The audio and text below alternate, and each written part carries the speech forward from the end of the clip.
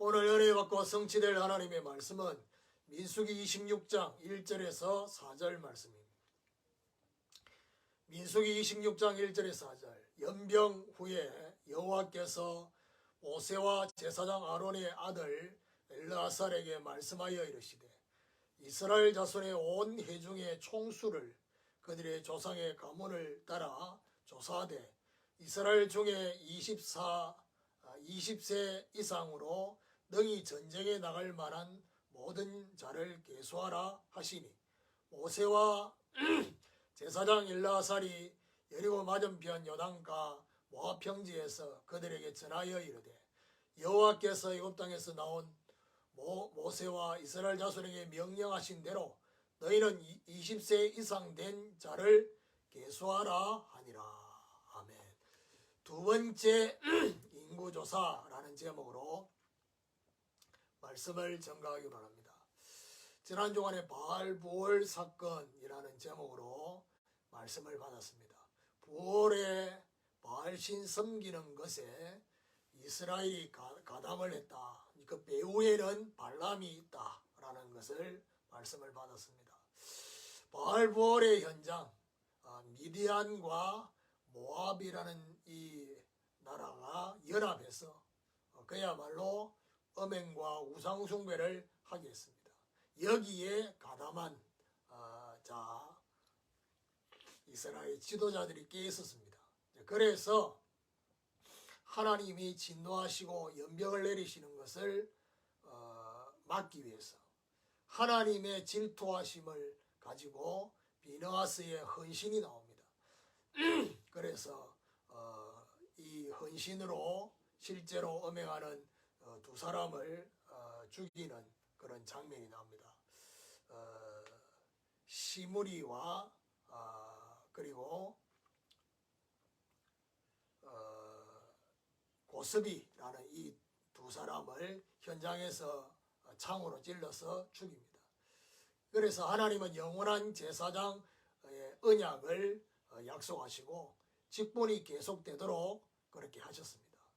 자, 그리고 난 이후에 오늘 본문에 보면 연병 후에라고 시작하면서 두 번째 인구조사를 명하십니다.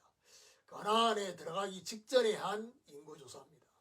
첫 번째와 달리 이번에 조사된 사람들이 실제적인 가나안 전쟁에 참여할 자다라는 사실. 자, 그러면 첫 번째로 첫 조사와의 구분입니다. 자, 인구조사를 첫 번째 명했던 첫 번째 조사는 출애굽 2년 2월 1일부터 시내 광야에서 조사가 되고요. 둘째 조사는 출애굽 40년 5월 모압 평지에서 진행이 되었습니다.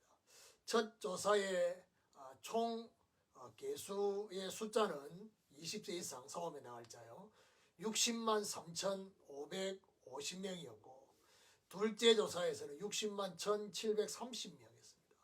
1,820명이 줄어들었음을 알 수 있습니다. 대표적으로 줄어든 지파가 르우벤 지파와 시몬 지파가 줄어들었습니다. 고라 사건 그리고 바알부올 사건 이런 사건을 통해서 죽었습니다. 그래서 오늘 연병 후의 말은 이제 어떤 면에서는 인구조사할 개수에 들어가면 안 되는 사람들을 다 정리하고 난 후라고 볼 수 있습니다. 자, 그 반면에 늘어난 지파가 있습니다. 요셉, 에브라임과 므낫세 그리고 베냐민 지파가 증가했습니다. 이것은 결국 뭐하고 관계되냐? 가나안 땅 분배와 관계가 있습니다. 자, 첫 번째 조사와 두 번째 조사, 새로운 세대로 교체되는 장면입니다. 첫 조사에 있었던 여호수아 갈렙 외에는 다 죽게 됐다는 사실. 자, 두 번째로 가나안 땅 분배 원칙입니다. 자, 53절을 보면요. 뭐라고 되냐?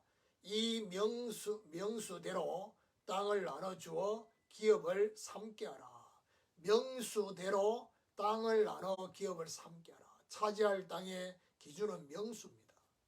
그러면서 54절에 수가 많은 자에게 기업을 많이 줄 것이요 수가 적은 자에게는 기업을 적게 줄 것이니 그들이 계수된 수대로 각기 기업을 주되 수가 많은 자 적은 자에 따라서 결국 각기 기업을 주신다. 이건 어떤 의미가 있느냐? 하나님 주신 신분의 축복을 누린 만큼 땅을 차지하는 권세가 나타난다라는 사실입니다. 자, 그러면서 55절 56절에 오직 그 땅을 제비 뽑아 나누어 그들의 조상 지파의 이름을 따라 얻게 할지니라. 그 다소를 막론하고 그들의 기업을 제비 뽑아 나눌지니라. 제비 뽑아서 분배하라고 했습니다. 잠언 16장 33절에 보니까 모든 일의 작정은 여호와께 있다는 것을 그때 당시에 하나님의 인도를 받는 하나의 방법이 제비 뽑았습니다. 결국 왜 제비 뽑게 하시냐? 원망과 시비가 없도록 하나님의 인도로 받아들일 수 있도록 초대교회 가룟 유다 대신에 12명의 제자 중에 포함된 마띠아 제비 뽑아서 사도록 그렇게 등용이 됐습니다. 세 번째로 강야와 가나안의 구분입니다. 64절에 보니까 중요한 말이 나오죠. 64절에 모세와 제사장 아론이 시내 강야에서 계수한 이스라엘 자손은 한 사람도 들지 못하였으니 시내 강야에서 계수한 자들은 모압 평지에서는 한 사람도 들지 못했다. 65절에 보니까 이는 여호와께서 그들에게 대하여 말씀하시기를 그들이 반드시 강야에서 죽으리라 하셨습니다. 이러므로 여분네 아들 갈렙과 눈의 아들 여호수아 외에는 한 사람도 남지 아니하였더라. 반드시 강야에서 죽게 되는 민수기 14장 29절에 35절에 보니까 계수된 자 전부가 강야에서 소멸하는. 그런데 갈렙과 여호수아만 살아남아서 가나안에 들어가게 됐다는 것입니다. 자, 그래서 이건 결국 강야와 가나안을 어떻게 구분하느냐?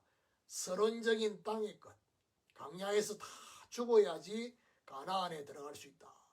그리고 본론적인 하늘의 것, 가나안은 본론적인 하늘의 것 정인으로 정복하는 것이다 라는 사실입니다. 자, 결론적으로 두 번째 인구조사를 적용해 보면요, 하나님이 지시하신 인구조사, 출애굽 후와 가나안 직전을 알려주시는 것이고요. 새로운 세대 교체, 죽어야 할 옛사람과 살아가야 할 새사람, 계수된 수만큼 기업을 주셨습니다. 자녀의 신분과 정체성을 회복해야 되는 것이고, 사람 생각이 개입되지 않도록 제비 뽑아서 땅을 분배하게 됐습니다. 서론적인 강야와 본론적 가나안, 땅의 것과 하늘의 것을 구분하는 이런 것을 볼 수 있습니다. 하나님이 각자의 주신 복을 세워보면서 가나안을 준비하는 저와 여러분 되시기를 예수 그리스도 이름으로 축원합니다.